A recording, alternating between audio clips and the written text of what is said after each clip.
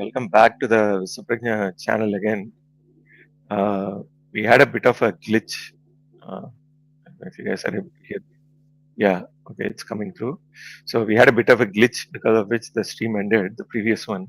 So I scheduled a part two. Technically, it's just the continuation of the same part that you were listening to earlier. So, with that said, I'll give the link here in case somebody wants to join. But be assured that there won't be any discussion because now we are getting into the real Marx theory. So first we'll listen to the theory, and then if there is any need for any discussion, we'll do it at the back end of the session. So with that said, Sikshardhan Garu, wherever you left off, sir, we were talking about the interaction between the hyperstructure and the columns, the base and uh, the columns and the roof, Superstructure. and the base and the superstructure, etc., etc., Yes, sir. etc. Right. So please continue, Yeah. sir. Yes, sir. So I'll go back one paragraph backwards and I'll start from there, sir. It will be better. So, what Alberto was saying is you can see that the construction has a very elegant and elaborate roof. Probably the roof with its front gable is what strikes one first. This is what we call the superstructure. But the roof cannot float in thin air. It is supported by the columns. The building has very powerful foundations, its bases, supporting the entire construction. In the same way, Marx believed that material relations support, so to speak, everything in the way of thoughts and ideas in society. Society's superstructure is, in fact, a reflection of the basis of that society. So Sophie asks now, are you saying that Plato's theory of ideas is a reflection of vase production and wine growing? No, it's not that simple. As Sir, that would Marx be expressly Sir, said, that would be vase. Vase. Vase means you know vase, what a vase is. right, sir? Yeah, vase. Yeah, I know, sir. Yeah, Yeah. yeah, perfect. Thank you. Sorry. Vase production, no problems. Vase production and wine growing. No, it's not that simple. As Marx expressly points out, it is the interactive effect of society's basis on its superstructure. If Marx had rejected this interaction, he would have been a mechanical materialist. But because Marx realized that there was an interactive or dialectic relation between basis and superstructure, we say that he is a dialectical materialist. By the way, you may care to note that Plato was neither a potter nor a wine grower. So Sophie asks, all right, do you have any more to say about the temple? Yes, a little. Could you describe the basis of the temple? Sophie answers, the columns are standing on a base that consists of three levels or steps. In the same manner, we will identify three levels in the basis of society. The most basic level is what we may call society's conditions of production. In other words, the natural conditions or resources that are available to society. These are the foundation of any society, and this foundation clearly determines the type of production in the society, and by the same token, the nature of that society and its culture in general. Then Sophie says, you can't have a herring trade in the Sahara or grow dates in northern Norway. You got it. And the way people think in a nomadic culture is very different from the way they think in a fishing village in northern Norway. The next level is the society's means of production. By this, Marx meant the various kinds of equipment, tools, and machinery, as well as the raw materials to be found there. In the old days, people rowed out to the fishing grounds. Nowadays, they use huge trawlers to catch the fish, said Sophie. Yes, and here you are talking about the next level in the base of society, namely those who own the means of production, the division of labor, or the distribution of work and ownership was what Marx called society's production relations. I see. So far, we can conclude that it is the mode of production in a society which determines which political and ideological conditions are to be found there. It is not by chance that today we think somewhat differently and have a somewhat different moral codex from the old feudal society. Sophie says, so Marx didn't believe in a natural right that was eternally valid. No, the question of what was morally right, according to Marx, is a product of the base of society. For example, it is not accidental that in the old peasant society, parents would decide whom their children married. It was a question of who was to inherit the farm. In a modern city, social relations are different. Nowadays, you can meet your future spouse at a party or a disco, and if you are sufficiently in love, you'll find somewhere to live. Sophie says, I could never have put up with my parents deciding who I was to marry. No, that's because you are a child of your time. Marx emphasized, moreover, that it is mainly society's ruling class that sets the norms for what is right or wrong. Because the history of all hitherto existing societies is the history of class struggles. In other words, history is principally a matter of who is to own the means of production. Sophie asks, don't people's thoughts and ideas help to change history? Yes and no. Marx understood that conditions in society's superstructure could have an interactive effect on the base of society. But he denied that society's superstructure had any independent history of its own. What has driven historical development from the slave society of antiquity to the industrial society of today has primarily been determined by changes in the base of society. So he said, Marx believed that in all phases of history, there has been a conflict between two dominant classes of society. In antiquity's slave society, the conflict was between free citizen and slave. In the feudal society of the Middle Ages, it was between feudal lord and serf. Later on, between aristocrat and citizen. But in Marx's own time, in what he called a bourgeois or capitalist society, the conflict was first and foremost between the capitalists and the workers or the proletariat.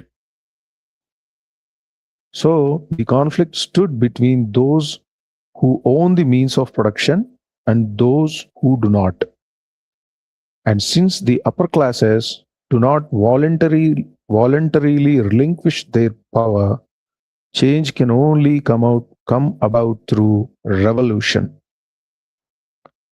So now Sophie asks, what about a communist society?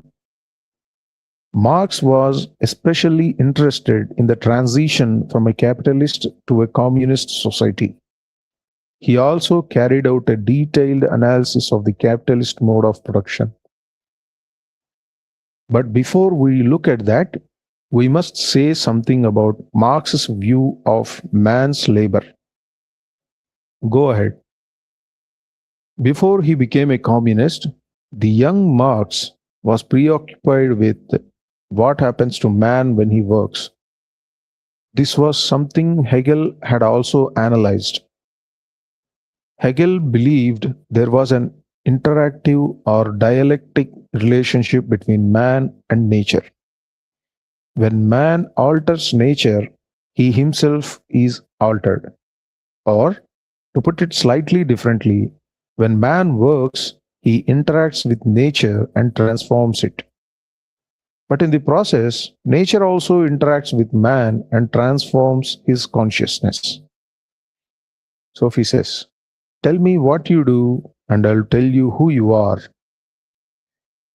That briefly was Marx's point. How we work affects our consciousness, but our consciousness also affects the way we work.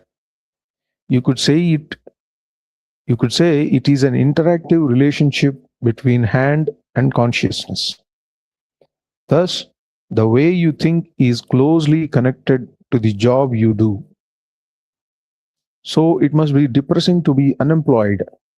Yes, a person who is unemployed is in a sense empty. Hegel was aware of this early on. To both Hegel and Marx, work was a positive thing and was closely connected with the essence of mankind.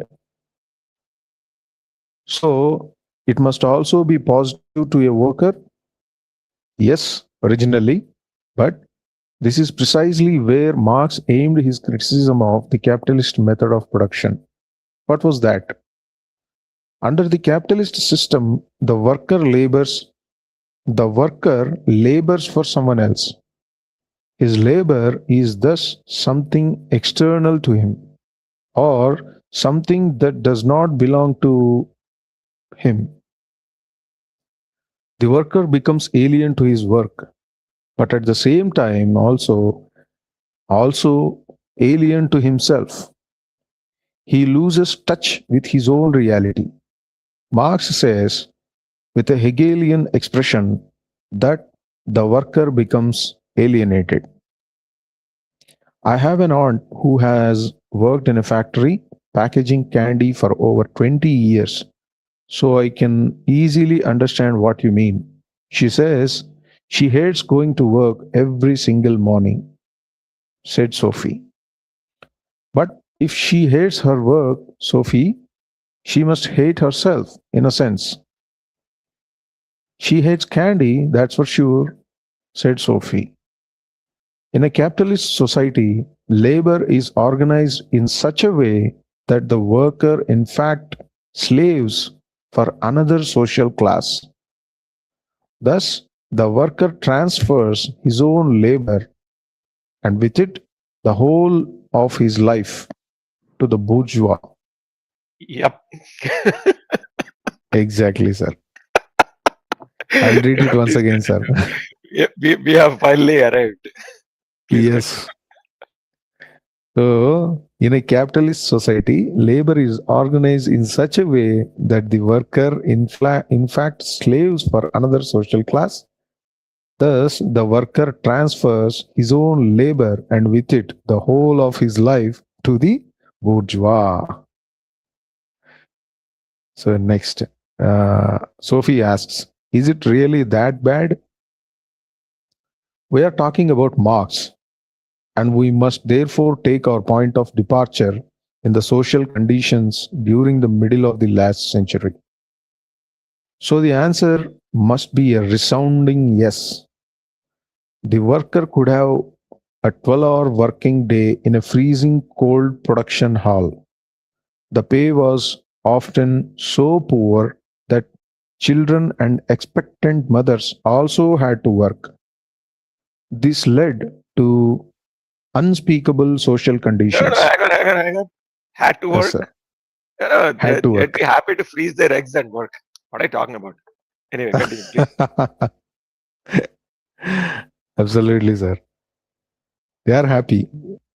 You got it in the very Right. Yes, sir. You just So have to convince them that it's very good to work, and that's what yes, is that's what liberates you basically. exactly, sir. Just a small mind manipulation, and then see them run basically. Yes. Oh my God, Please delusion proceed, sir. at its peaks. Please proceed. Yeah, I got caught in that thought, sir. I know we all do. That's the thing. The thing is, you start believing it, and then it's another level. Yeah. So, right. So, this led to unspeakable social conditions. In many places, part of the wages was paid out in the form of cheap liquor, and women were obliged to supplement their earnings by prostitution. Super. Their customers were the respected citizenry of the town. In short, in the precise situation that should have been the honorable hallmark of mankind, namely work, the worker was turned into a beast of burden. That infuriates me, exclaimed Sophie.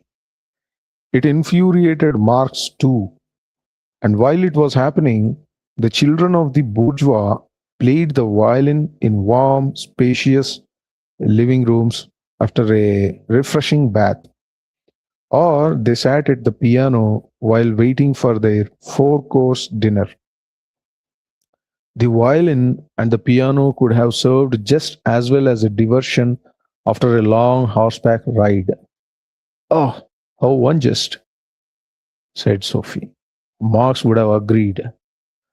Together with Engels, he published a communist manifesto in 1848. The first sentence in this Amen. manifesto Amen to says, that. Hallelujah. Hallelujah. Please continue. right, a specter is haunting Europe, the specter of communism. That sounds frightening. It frightened the bourgeois too, because now the proletariat was beginning to revolt. Would you like to hear how the manifesto ends? Yes, please.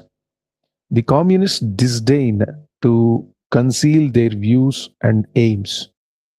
They openly declare that their ends can be attained only by the forcible overthrow of all existing social conditions.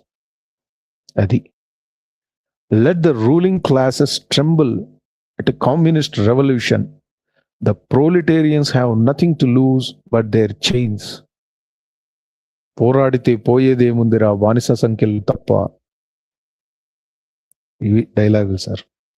They have a world to win. Working men of all countries unite. If conditions were so bad, were as bad as you say, I think I would have signed that. I would have signed that manifesto. But conditions are surely a lot different today, questioned Sophie. In Norway they are, but they are but they aren't everywhere. Many people still live under inhuman conditions while they continue to produce commodities that make capitalists richer and richer. Marx called this exploitation. Sir, let me Could take over you from explain here. that, sir? Let me take over from here. Okay, sir. Right? Okay, I'll read a couple of pages. Marx called this exploitation. All right. Now we are in the middle of it. Yeah. Could you explain that word, please? Of course, we are going to explain that word. If a worker produces a commodity, this commodity has a certain exchange value. Yes. If you now deduct the worker's wages and other production costs from the exchange value, also known as price in this day and age, there will always be a certain leftover sum. That's called profit. This sum was Marx called profit. Okay. In other words, the capitalist pockets a value that was actually created by the worker. Nice try. This is what was meant by exploitation. I see.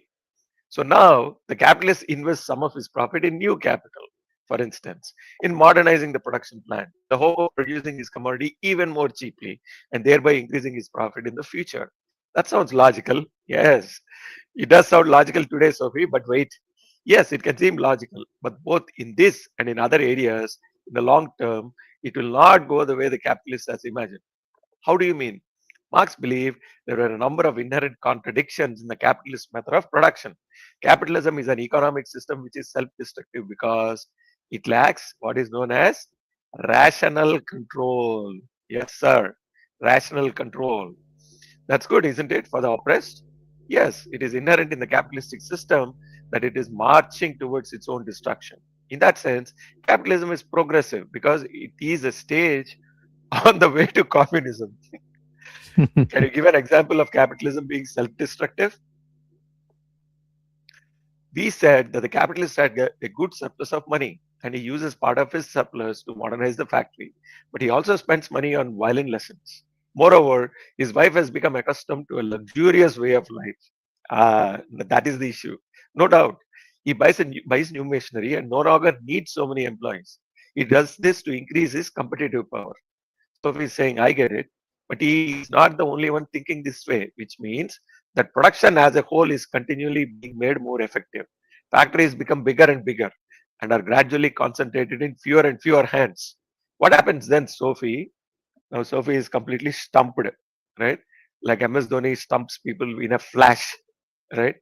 Fewer and fewer workers are required, which means that there are more and more unemployed. There are therefore increasing social problems, and crises such as these are a signal that capitalism is marching towards its own destruction. But capitalism has a number of other self-destructive elements. Whenever profit has to be tied up in the means of production without leaving a big enough surplus to keep production going at competitive prices, yes, what does the capitalist do then? Can you tell me? Sophie is saying, no, I'm afraid I can't. Imagine if you're a factory worker, you cannot make ends meet. You cannot buy the raw materials needed you need to keep producing. You are facing bankruptcy. So now my question is, what can you do to economize? Maybe I could cut down on wages. Of course, you can always cut down on wages. Smart. Yes, that really is the smartest thing you could do. But if all capitalists were as smart as you, and they are, most capitalists are very smart. That's what Alberto is saying. The workers would be so poor that they couldn't afford to buy goods anymore.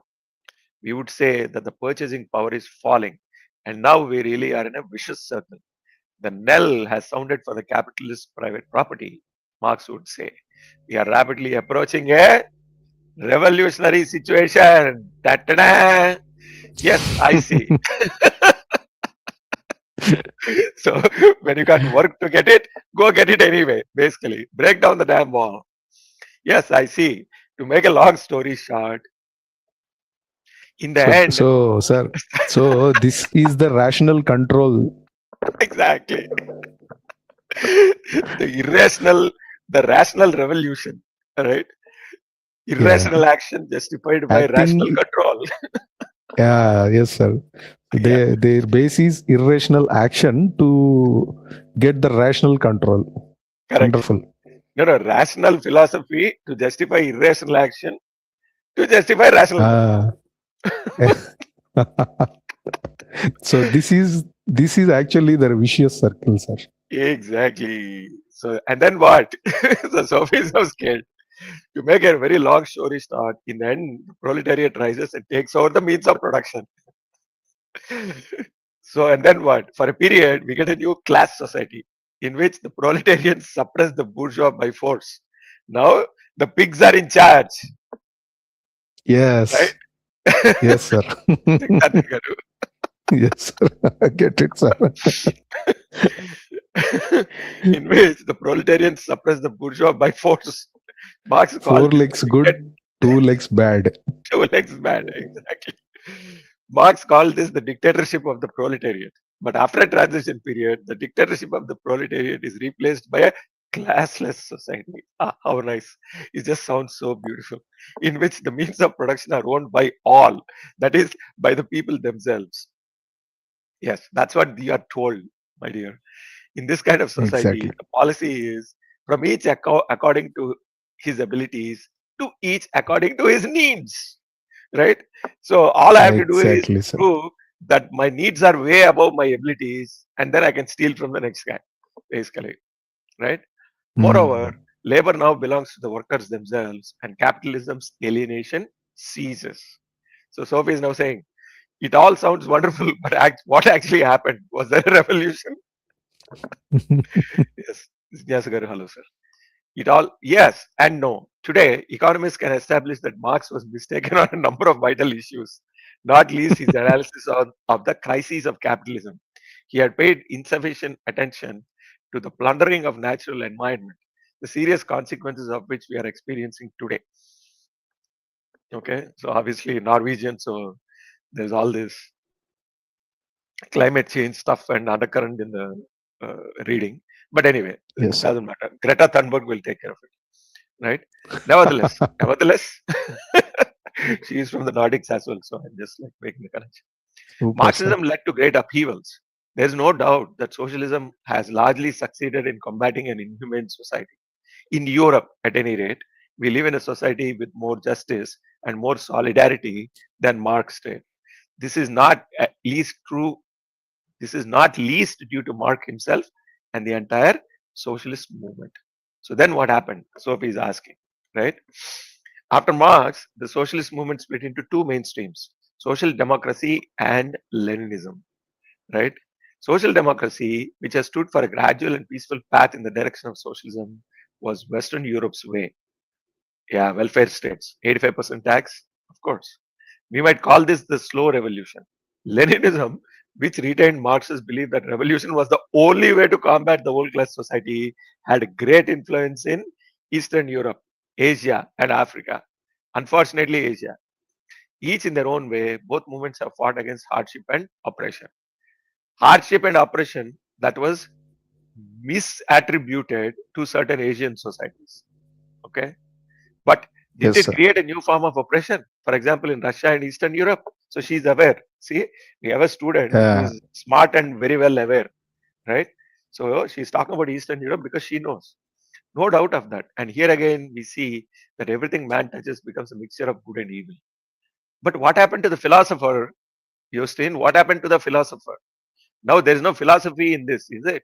Anyway, on the other hand, it would be unreasonable to blame Marx for negative factors in the so called socialist countries 50 or 100 years after his death. Of course, we can blame him.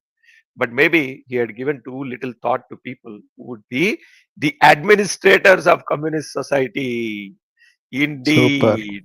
Uh, exactly. You know, what is that? That Yes. fellow, that propagandist, I forget the pig's name. The one with the Uh, like a curly tail or yeah, whatever it media person, sir. is. I get it. Medium person, exactly. Propagandist. Yes. Exactly. Even I forgot, sir. I forgot. Yeah. There will probably never be a promised land. Mankind will always create new problems to fight about. Of course. I'm sure it will. And there we bring down the curtain on Marx, Sophie, just when it was getting interesting. Okay. Hey, wait a minute. Didn't you say something about justice only existing among equals? What a great point. Yes. No, it was Scrooge who said that. How do you know what he said? Oh well, you and I have the same author.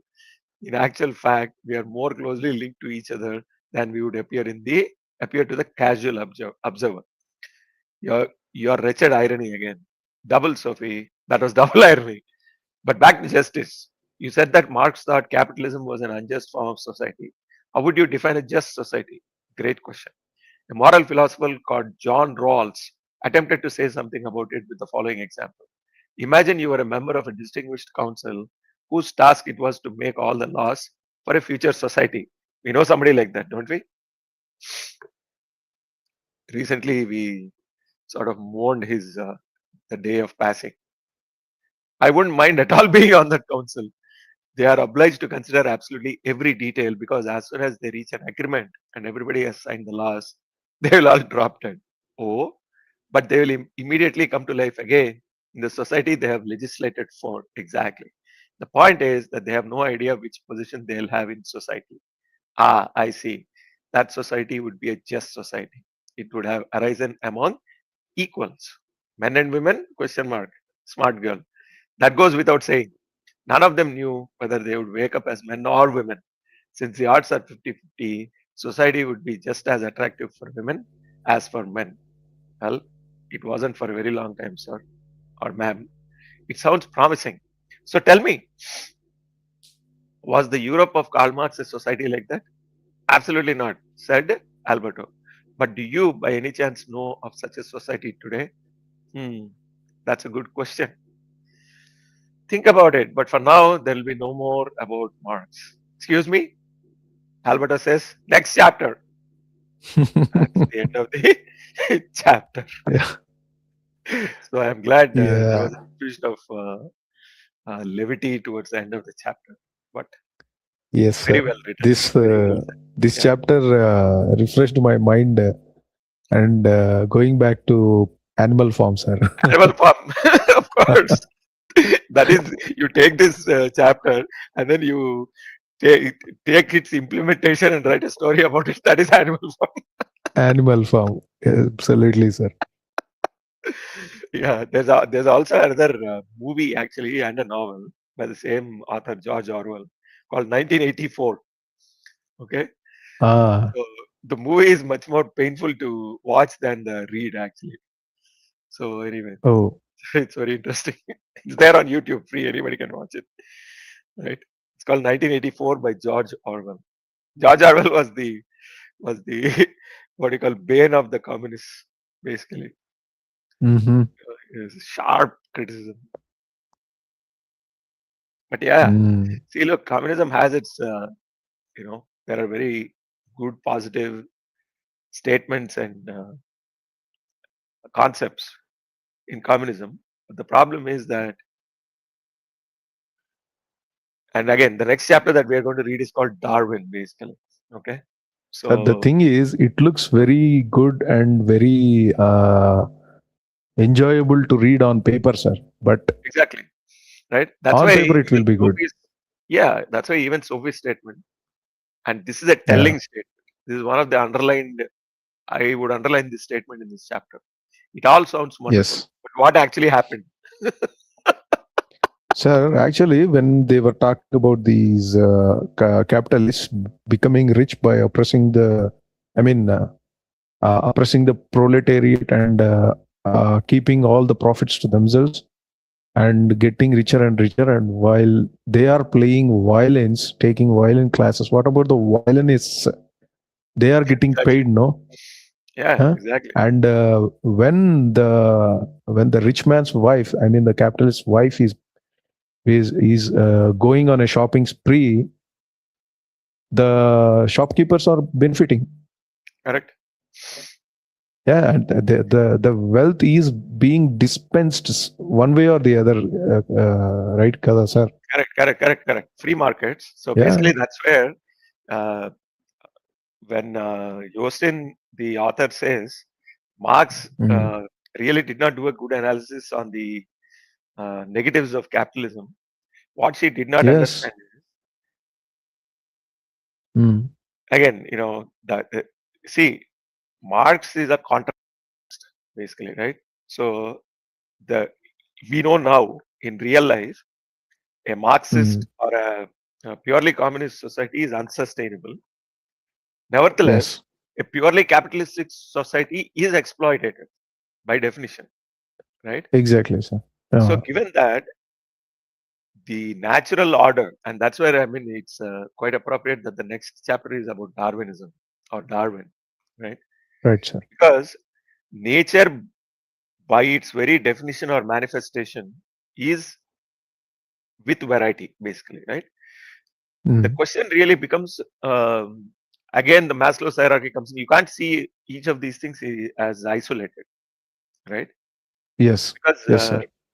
um, the individual and the individual's needs and the society how it works and exploitative capitalism is as bad as um, the idealistic Marxism for the individual, basically. Because in Mm. both cases, the individual who doesn't have I that think, capital, sir. those resources, yeah. Yeah, what But you said is absolutely right, sir. Because the exploitative capitalism and idealistic Marxism, they're both of them are one and the same. I feel yeah, because exactly. in the idealistic Marxism, the administrators of communism will become the new capitalists. Exactly. And they'll do even worse, because take a look at, you can look at Yes, Romania, the Eastern European states that fell after the wall fell, right? The Berlin Wall, 1988, 89 time frame, right? And right, the sir. USSR crumbled and all that. Take a look at Mm, all the communist countries, what happened to them? One after the other, basically, right? Just like the Arab Spring was happening. I don't know what came out of mm, it. Maybe somebody from Egypt or um, these Arab countries can tell us. But um, when you looked into the way these so-called administrators were living, it was no different from the sheiks in KSA, basically, right? With all these gold-plated mm, bathrooms and marble houses and all that. Where is mm. the equality there, basically, right? You just replace the bourgeois with these people, right? Or the whatever, the elites, right? It's the same Right, thing. sir. Mm. So anyway, look, thank you, Jignasu Garu and Ganesha Garu and everybody. These are like vast topics, and the reason why we don't want to discuss too much more on this stream is this is a this is just a station, right? Marx is just one of the stations that we are covering in the entire history of the Western philosophy, right? So we covered many other ideas in the previous streams, right? Starting from the Romantics to the Baroque to the what do you call the Stoics and all these things, right? So Mm. Marx definitely a huge milestone in the history of the world as well as of Europe, but we move on. Okay? So with Right, that, sir. I think sir, probably we should close. And once again, Right, sir. apologies for the technical glitch. If you want to watch the entire reading, there is a part one. I'm going to label it part one. In the middle, we had a break, but then we got it back up and we finished the chapter. And hopefully next week we are going to finish Darwin, basically, right? Another fascinating chapter. Sir, last words, Shikshandagar, before we close. Yes, sir. I enjoyed reading today, sir. Uh, so how one person's ideology can change the course of history with their own interpretations of the world's economy or world's politics, and the how the common people or the or some elites or some rich people will get into troubles, and the world itself, how it gets turned. Yes, sir. That's everything. Everything is running in my mind. So I enjoyed this reading very much, sir. Yeah, me too. And Ganesha Garu, thank you very much for all the comments. We are reading them, right? And maybe we can do more detailed discussion in some of the other Manavahini sessions. This is a never-ending debate, this particular one. But here we are appreciating how Jostein Gaarder presented it, and slowly got us into it, and then abruptly got us out of it. All right, sir. So Mm. with that, thank you very much, everybody that watched, that put comments, that participated, as well as everybody that are going to see it in the future. Thank you very much. Please like and subscribe. Thank you.